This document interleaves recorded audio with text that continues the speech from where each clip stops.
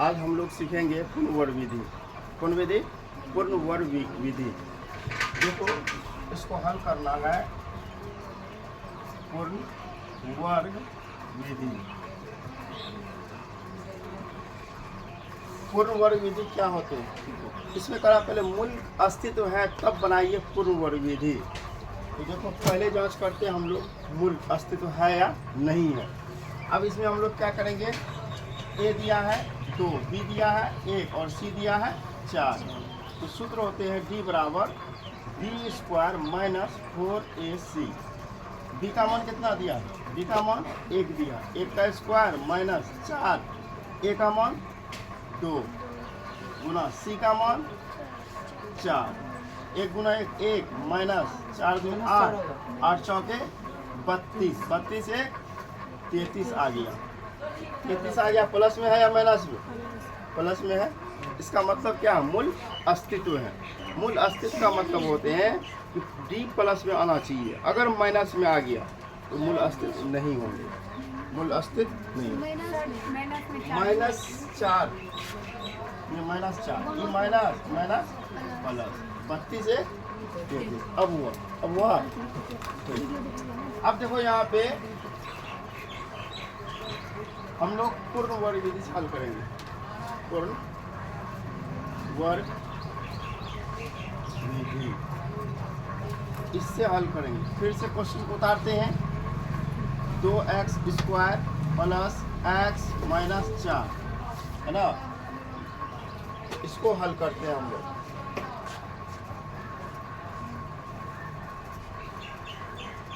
पूर्णवर्ग विधि से हल करें। अतः या लिख देंगे अतः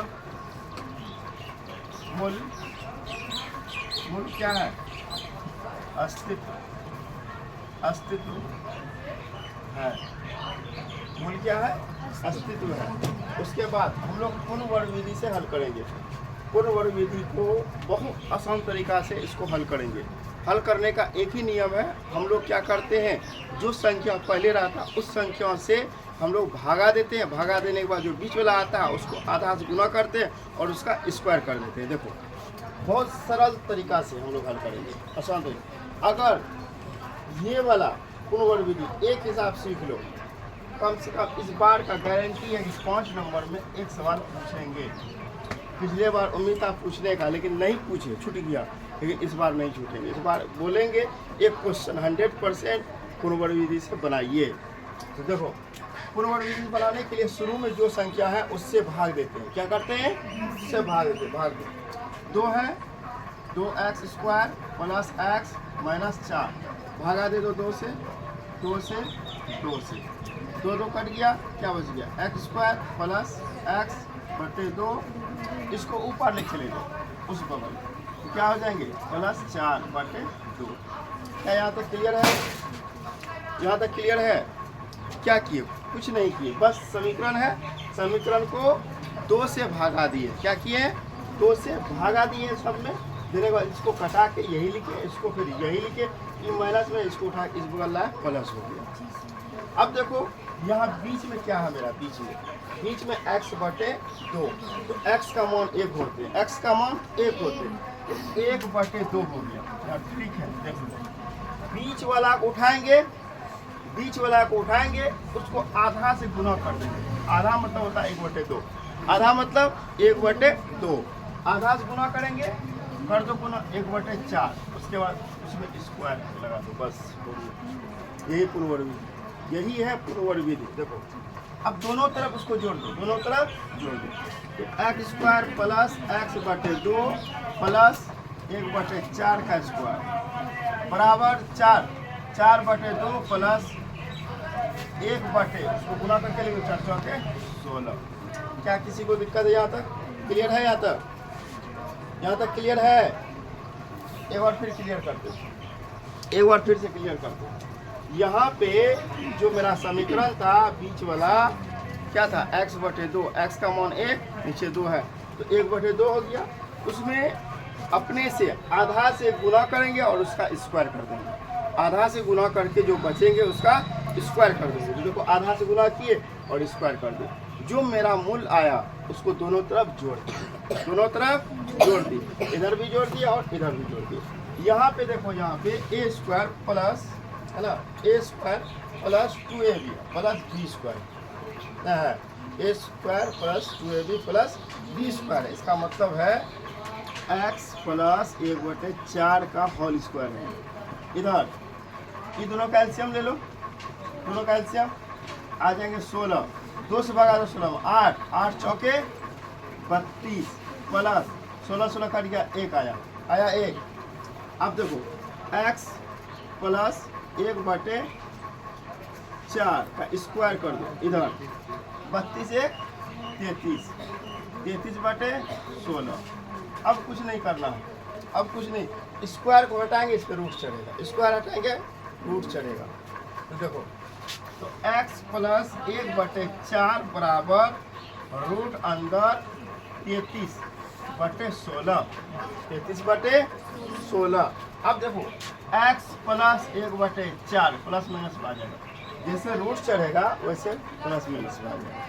तो अब देखो यहाँ पे रूट नहीं निकलेगा, 33 निकलेगा, नहीं निकलेगा, लेकिन 16 निकल जाएगा। कितना बार में? 4 चौके 16, 4 निकलेगा। क्या निकलेगा? 4 निकलेगा। अब देखो x है ना बराबर, इसको उस बगल ले जाएंगे, इसको इस बगल ले जाएंगे, प्लस माइनस इसको इस बगल ले जाते हैं। अब इसको उस बगल अगर ले जाते हैं तो क्या हो जाएंगे, 1 है ना बटे 4 और माइनस में जाएंगे ना, तो प्लस माइनस रूट 33/4 माइनस 1/4। इसको 2 बार क्या हम लिख सकते हैं, 2 बार, एक बार प्लस में एक बार माइनस। एक बार प्लस में लिख दो रूट 33/4 माइनस 1/4 तो होगा ही, और दूसरा तरफ माइनस रूट 33/4 माइनस 1/4। क्या एलसीएम ले सकते हैं? ले लो एलसीएम, एलसीएम ले लेंगे, 4 आएंगे, 4 कट गया, क्या बचा रूट 33 माइनस 1। इधर ले लो एलसीएम, 4 माइनस रूट 33 भगा दो माइनस 1। देखो मेरा आंसर यही आ गया। इसी को कहते हैं पूर्ववर्ग विधि, इसी का नाम है पूर्ववर्ग विधि। कुछ नहीं है, बस थोड़ा सा ध्यान देने की ज़रूरत है। अगर थोड़ा सा ध्यान दे के अगर पढ़े तो कोई हिसाब नहीं। मैथ क्या है? लॉजिक है, बस लॉजिक पे आधारित है। आप लोग लॉजिक को पकड़िए, फिर समझ में आने लगेगा। तो क्या एक बार और समझा दें इसको, एक बार और समझा दें, चलो एक बार और समझा दें। पहले तो जांच करना इसका किस तरह से मूल अस्तित्व, अगर माइनस में आ जाएगा ये सब नहीं बनेगा, उसको ये सब नहीं, क्यों मूल अस्तित्व नहीं होगा तब। अब देखो पूर्ण वर्ग विधि, पूर्ण वर्ग विधि में क्वेश्चन लिखे, क्वेश्चन लिखने के बाद क्या किए, सब में 2 से भागा दे दिए। क्यों भागा दिए 2 से? क्योंकि यहाँ पे 2 है ना, देने को दोनों कट गया, यही उतारे, इसको यही उतारे, इसको यही उतारे, फिर क्या किए, इसको यही लिखे, इसको यही लिखे, है ना, और इसका बीच वाला का आधा से गुणा किया और स्क्वायर कर दीजिए, इतना आया मेरा। इसी को हम इस बगल जोड़े, इसी को हम उठा के इस बगल जोड़े, 16 आया तो 4 चौके 16। ये बैठा a प्लस बी का होल स्क्वायर पे, और इसको एलसीएम लिए इतना आया, इसको हल किए जिस तरह से आया।